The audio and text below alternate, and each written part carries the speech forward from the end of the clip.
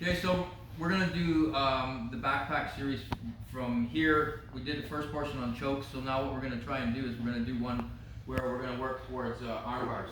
So again, same thing, if we're looking to take an arm and restrict an arm and get it away from him, we have to know where we're starting from. So there's all kinds of ways. This one here, we can start this way, we can still take an arm or two if we wish.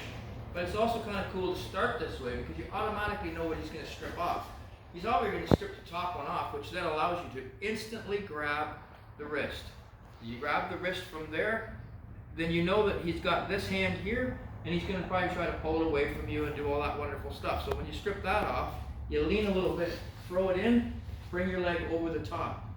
You can then just pull this back, come right into a nice choke, take it from there, and you have the whole move done if you want that particular submission.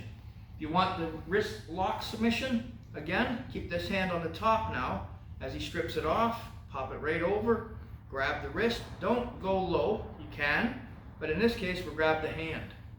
So we're gonna grab the hand. The meatier part of the hand that you get, the better, because you're gonna have more purchase on it and it's gonna be able to be more effective.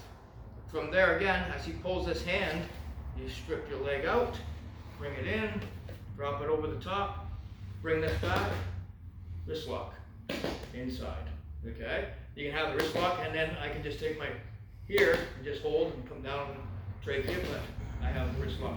To lock these in, lock this in. When I lock these two in, you can't just throw that leg away. He'll try, but this arm's also here, so he's kind of split in two directions. No different than when you're in the full backpack and you're sitting up. You're basically trying to control his legs by sitting here, right? From this position again, my right hand is on the top this time. Okay, unlike being on the bottom when I want chokes. Strips it off, I grab. If you grab low, you can. So we're gonna just show you in a different one. Grab low. George hates this one. Boom. Okay, so if we do it again, let's go slow. He strips it off, I grab lower. So I grab right by the wrist.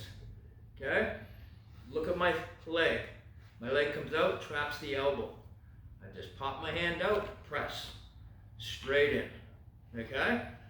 So again, right hand's on the top. He strips that off. I go low on the wrist this time. As I do that, I pull it down to there. I just bring that hand out and strip it down. So I have the instant wrist lock. Okay? Again, right hand on the top. Strips it off. Reach over, grab the wrist, bring the leg inside so you're blocking it. The arm can't extend away. Press straight in. It's an easy arm entanglement.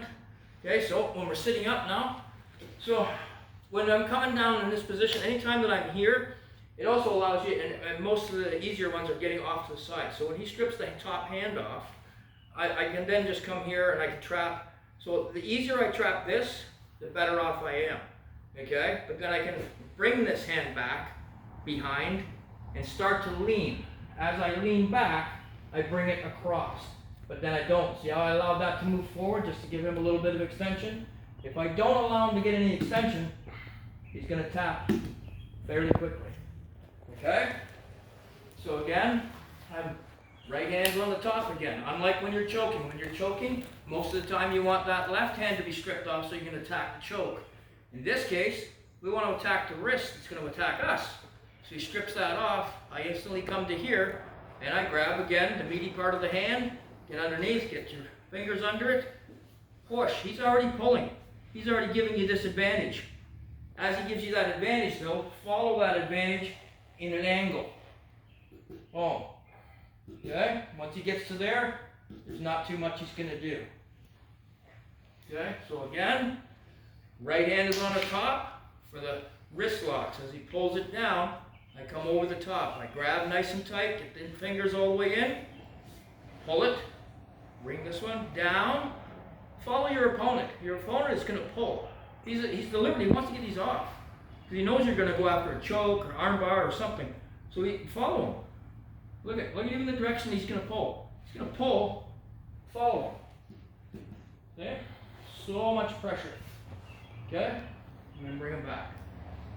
So once more, right hand's on the top. He pulls, I grab the hand, extend that hand, turn the wrist out. As he's pulling down, pin it on the floor. Start to walk it out. Even if you have to walk it this way, that's perfectly fine too. If you can slide it, because there's not a lot of weight on it yet, boom. If you get somebody that's very, very flexible, you're going to basically put his hand behind his head. You're going to maintain this, and you're just going to push his head up. If you got somebody that's very, very flexible, you'll just literally be pushing their head back up with their hand blocked behind. Just push their head up and keep this pinned. That way there's nowhere for them to go. Okay, so on the top, strips it off, comes to here, he pulls hard, boom, strips it down to here, I can walk it back. I reach it up, I push it behind, assume the guy's very flexible, I start to push the head forward. That make sense? Now I can also throw my leg over, but it's very, very hard on their arms. Okay, so 2 by 2, let's go.